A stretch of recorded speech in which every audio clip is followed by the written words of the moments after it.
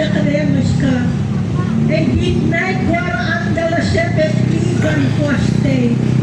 Father, thank you, Lord, because we have the assurance, Father, that you are our Savior and you are ready, O Lord God, to accept the Philippines, Father God, so that your plan and your purposes for our country, O Lord God, shall come to pass.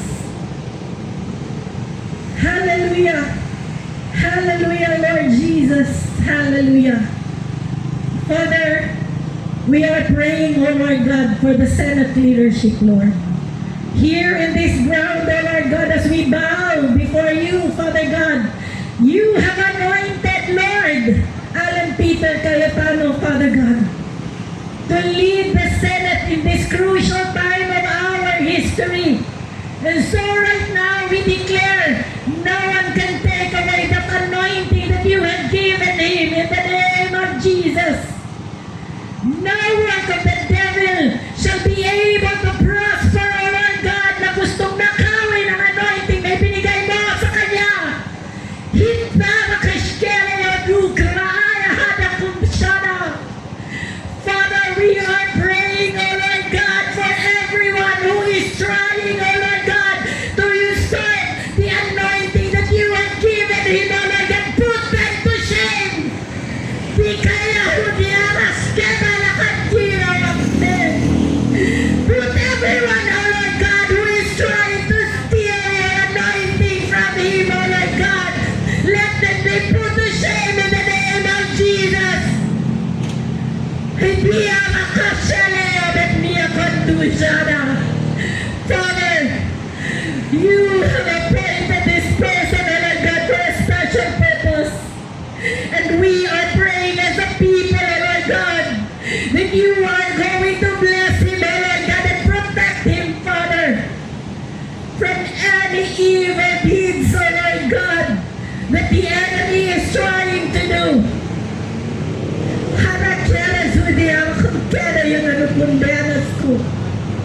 The devil has come to steal, to kill, and to destroy.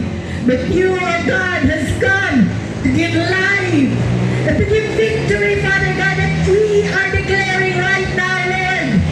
Victory belongs to you in the Senate of the Philippines, O Lord God. Victory belongs to you. Victory belongs to you, O Lord. And Father, for all the senators, O Lord God, Lord, tanggalin mo ang lahat ng maskara sa kanilang mukha. Expose, O Lord God, every evil deed that they have done against the people. Wala kang pipiliin na Diyos. Hahayaan mo, O Diyos, na matanggal ang lahat ng maskara ng mga servants namin, Father God, those who have pledged to serve the Filipino people. We are declaring, Lord, that your Holy Spirit and the sword, O Lord God, that comes from you shall sweep, Lord, the Senate of the Philippines, the House of Representatives, Malacanang Palace, and all other government offices, O Lord God. You will reveal, Father God, every evil, Lord, that is in the heart of our public servants. Walang makaka-eskapo, O Diyos, as you unmask, Father God, every evil work, O Lord God, every corruption, every greed, every lust, O Lord God, you will unmask it, Father, so that they will truly be able to serve you, to serve our country, and to serve our people.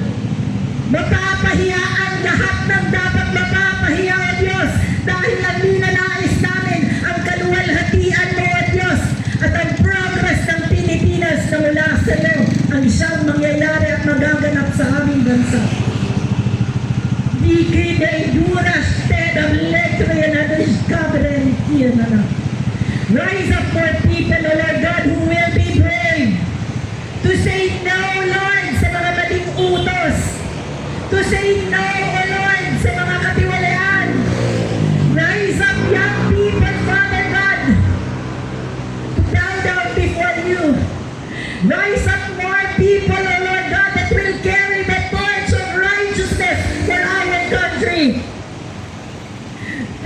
Lord, because you are moving in the Philippines, O Lord God.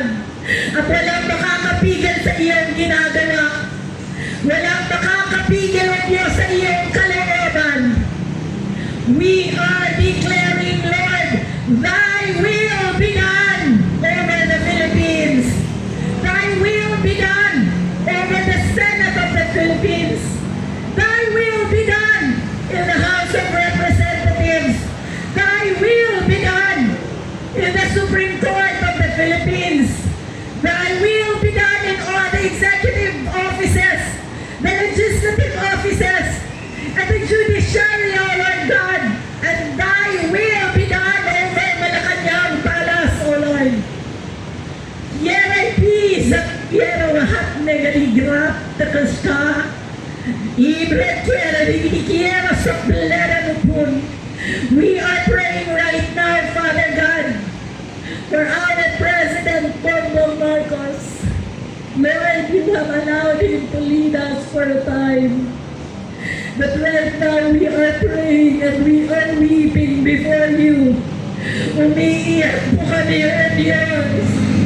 Alam mo, hinagpis ng puso namin na ayaw na namin sa Kanya, O Diyos. For everyone who is here, O Lord God, who has experienced hardship, O Lord God, yung pagkalubog ng aming bansa sa utang, O Diyos. Free us from death, O Lord God. Free us from death, O Lord God. Free our country, Father, from death, O Lord.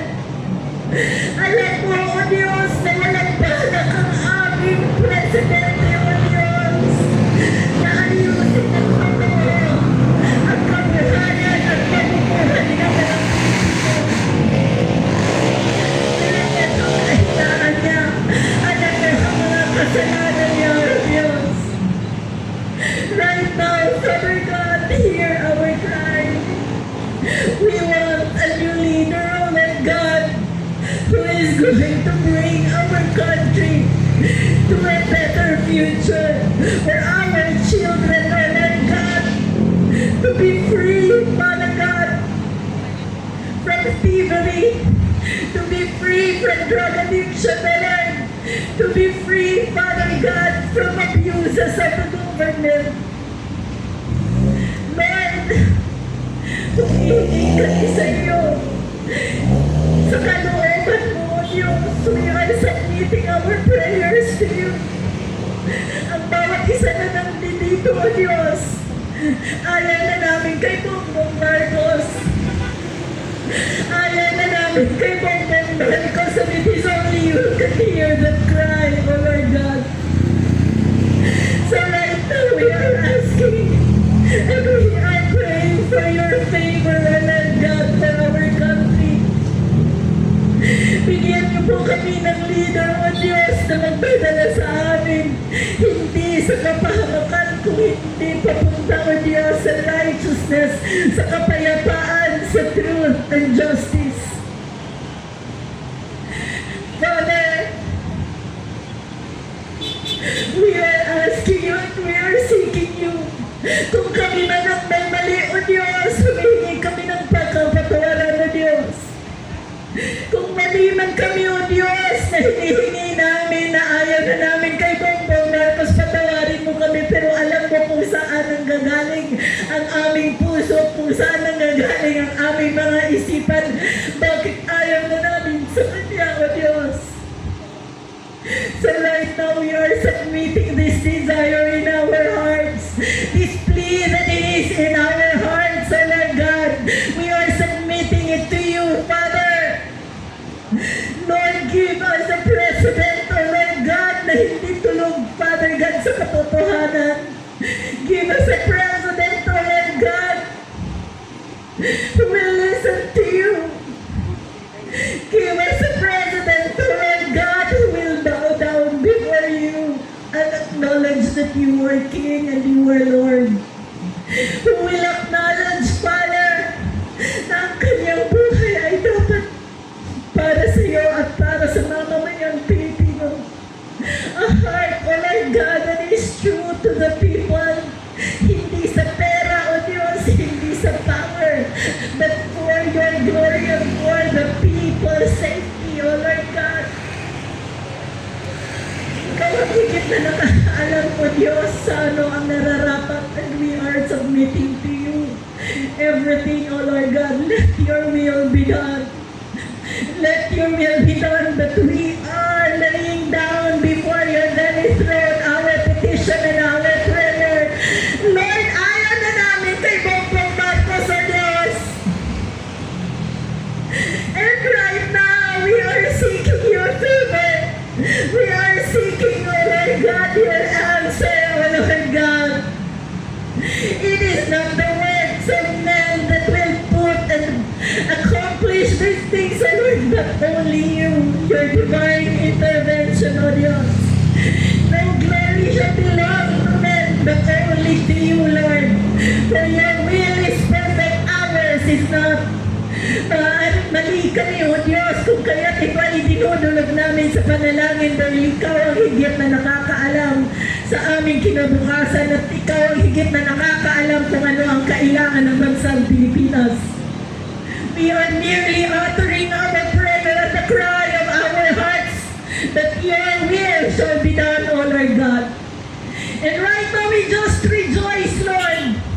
We would like to take this time, Father, to rejoice because your will is perfect, O Lord God, and you are answering our prayers according to the perfection of your will.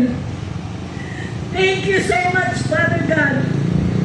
Thank you so much, Lord, because we are raising up Filipinos who will love the country, O Lord God, more and more every day. Thank you, Lord, because you are bringing more people in this place, Lord, to gather together and declare that you are Lord, you are God, you are King, and you are Master over the Philippines. Sa lahat ng bahagi ng Pilipinas, O Diyos, we declare that your angels are here. Your angels are here to protect us, Father God, and seal the future of the Philippines. By your will, by your power, by your anointing, O Lord God. Thank you so much, Lord, for this hour. Thank you very much, Lord, because we are assured that you are victorious over the Philippines. You are victorious over the Senate. You are victorious, Lord, over corruption. You are victorious over greed. You are victorious over pride. You are victorious over lust, O Lord God. And your name is lifted on high in this place. And we will be singing, rejoicing, Father God, because the Philippines is free according to the freedom that is found in you. Thank you so much. All this we pray and give thanks in the mighty name of Jesus. Amen. Amen. Amen. Amen. Okay. Maraming salamat po. Na Astra. Ngayon po,